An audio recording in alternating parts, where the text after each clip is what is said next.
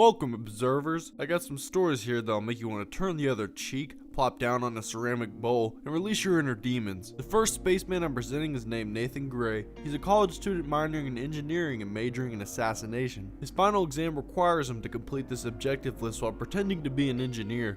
This is an open book test, but you're only allowed a finite number of utensils during testing. These supplies are bought using a 20 telecrystal scholarship. Nathan went with a gun, ammo, and bombs, like a prepared student protecting their school from mass shootings. Nathan began his assignment by visiting the Weedhead's hydro operation, when suddenly his essay question turned into a singular choice question. Can you get the Kimboard out of tech storage?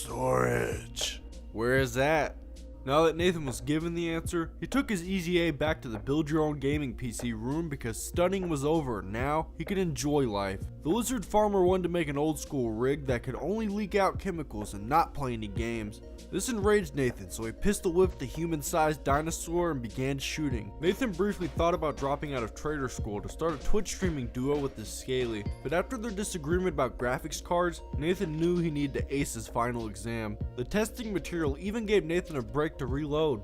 Then the piece of paper somehow disarmed Nathan of his mechanical pencil. However, before he could be written off, Nathan was able to pick his number 2 back up and sling more lead than an evil paint corporation. If Nathan wants to graduate, he must get rid of any evidence that he ever took this test, like clearing your browser history after taking a bunch of lame Facebook personality quizzes. His first attempt didn't go very well, so he put another one of his handheld cremation devices down. Then the plasma began flooding the station, which might actually benefit our traitorous scholar. Staying alive was one of his electives for online space community college, so he figured he'd be safe hiding out in student housing. Though he can't skip class forever, unlike someone trying to set the record for the oldest high school student. The reason being was because he had another assignment to complete. Of course, Nathan forgot to read up on the art of Green Man disposal. He's been too busy getting hyped up over Area 51 raid memes, giving him no time to study the government's cover-up techniques. He hid the dead pet in a locker, which is a tactic he learned back in kindergarten when he killed the class Komodo dragon.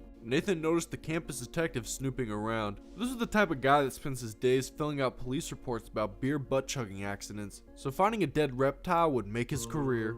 This dumbass basically led the detective right to his memorial safe deposit box. Inside was the corpse he birthed. Then for safety reasons, Nathan conducted an experiment to see how many bullets a campus security guard could take.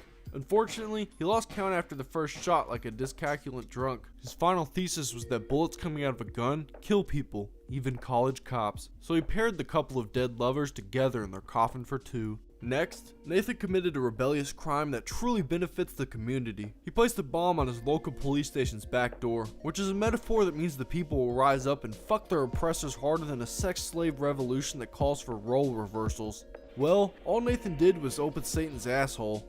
The flaming act of sodomy solved Space's feet warming problem by giving Nathan's work boots an internal fire. Someone gave the station some serious plasma burns. During this disaster, Nathan took up being a voluntary firefighter. He wanted to be a real firefighter, but he was too fat to finish the ladder climbing portion of the physical exam. Each airlock he opened released a pocket of spicy oxygen. Now he was trapped and forced to bomb his way out. It was the only way, even if his escape caused more fire than an arsonist bailing out on plans. Luckily, he managed to tunnel his way through to safety.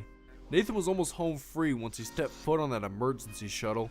This man passed his trader finals and got his certification in green text. The other engineer probably died while the station was going to hell, but killing Crunchy and surviving was all Nathan. At Nathan's graduation party, everybody threw off their caps and began murdering each other for a job position, since they live in the real world now. The graduate partied to the point where he needed to take a nap face down in a metal chair. This knowledge-loving parasite has a never-ending hunger for education. Nathan landed a job as an intern chemist, which means he does not get paid and he has to drink any test tube put in his face. He was already a fuck-up worthless piece of human shit on his first day. Nathan wanted to see if God had any answers as to why he sucked ass, but all Nathan found was a shrine to Carps. This devious grenade maker debated on blowing up the sacred fish temple, though he decided against it. You know you're gonna have a fun night when you walk into a bar and see the bartender being robbed and beaten to a bloody pulp. These kinds of situations relax Nathan. In this type of environment, he does not have to think about chemicals or water rodent worship. He stole himself a vest for his night out on the indoor town. Nathan even went bald for the occasion to give himself the middle-aged man with earrings look. The totally wild dude just wound up singing karaoke at the church. It's okay, fish, 'cause I don't have any feelings. He was hungry, so he took pitch shift Kurt Cobain's advice. Nathan tossed the holy carp in the kitchen, but nothing happened. The chef didn't cook it, and the chaplain didn't come seeking revenge. Then he went back to attending church service where he saw the pastor turn a man into a fish, because the Bible said so. As you can see, the person's old human body separated into limbs in an explosive manner. The dog with gills and scales chewed Nathan up on the first day. Then on that very same day, he was resurrected. Now he was part of an unofficial cult that worships carps and kills people just to revive them. The first thing Nathan did for the clergy was help his church dad recruit a new family member that looked like a Saiyan if they turned into pussies instead of apes. Even after the revival ceremony, the shirtless man wearing a suspect cat getup didn't want to play ball. The rude devil spawn shot Nathan and threw him as a human projectile that hit the chaplain. This clever attack may have worked twice for the religious defector. However, the unlicensed cult leader's sword was the deciding factor in the battle. Overall, it was a win for all the fish huggers out there and a loss for all you fishers breathing our air. Nathan's shift was over. The lesson here is that you should ditch out on work and join a cult.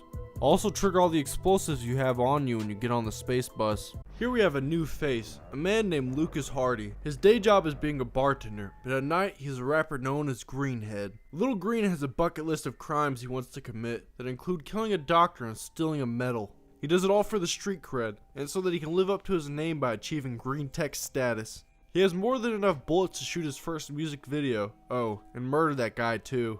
Though, Lucas got distracted by some nonsense going on in the bar.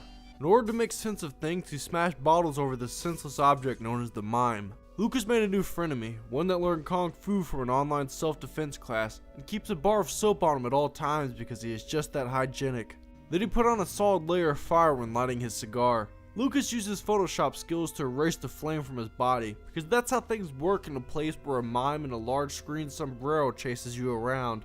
2 beanbags wound up saving a life, like low-quality juggling for cancer patients. Lucas realized if he truly wanted to become Greenhead, the greatest MC/lyricist of all time, then he needed to change his whack-ass outfit. Afterwards, Lucas's target told him that he needed surgery. Instead, he began shooting at the doctor to show everybody that he means business about the Medicare problem occurring in Space America. Lucas almost let the guy go because there's no bigger way to gain clout in the rap game than having a witness say that you were shooting at them. He used his fists to solve his problems. Even though his victim was handcuffed, he just knew the dad from Friday would be proud. And that is all that mattered to Lucas, since that is the only father figure that he ever had growing up. Where else would he hide a corpse besides a locker? There are no large bodies of water or digging on the station, so it's the most effective method. Lucas began opening doors that lead to great opportunity, because he figured space might actually be the large body of water he was searching for. It was all going smooth until the professional stalker showed up and started detecting the crime. Lucas made a quick decision to bail out into space with the locker because he realized dead artists usually sell more records than the ones that go to prison. At the last second, he thought he could live and maybe just fake his death, because what would be the point if he was not going to be around to collect the money?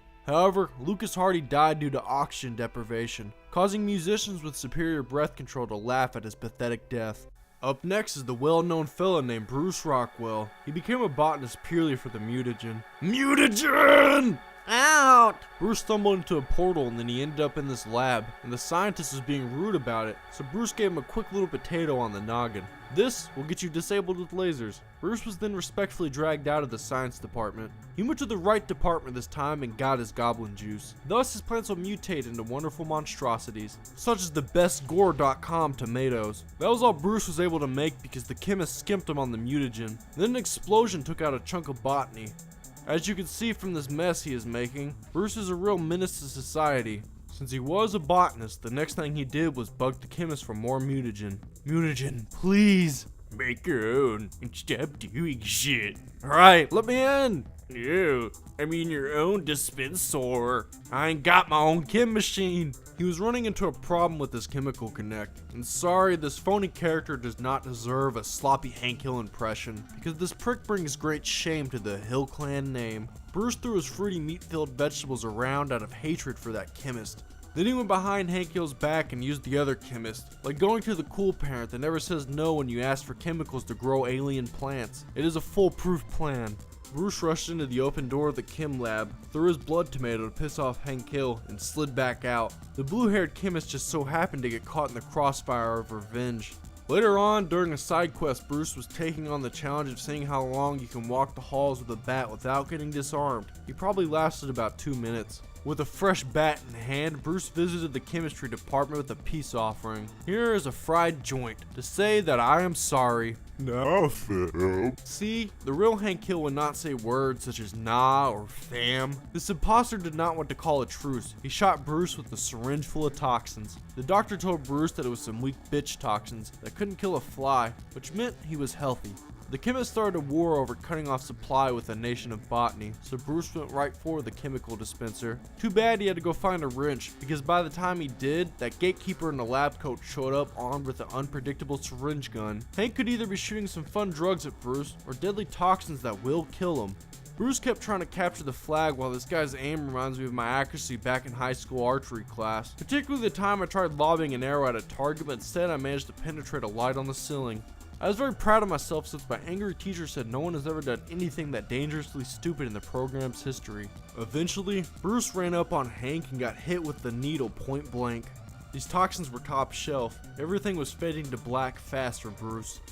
A cyborg became this puny human savior. As Bruce Rockwell was getting cloned, we, the audience, can hear Hank Hill lying. He was a dick. Dude, he tried to kill me. Bruce was cloned alright, only now he has new hair, and is so retarded he can't speak properly. Being handcuffed is probably the best way to treat him.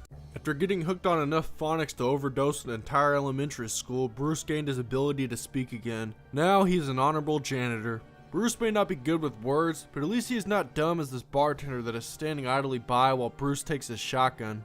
Would you look at that? This janitor does know how to clean. The way he squeezes that trigger to release the cleaning solution onto the bloodstains just shows his attention to detail. One of the side stories brewing here is that someone was building a glass table that wrapped around the entire hallway. The main story here is about Bruce using bear traps to troll people's legs. Even if you didn't walk into it, there was a chance he would push you into it. During a crowded, heated confusion, Bruce got his favorite thing, a free energy gun.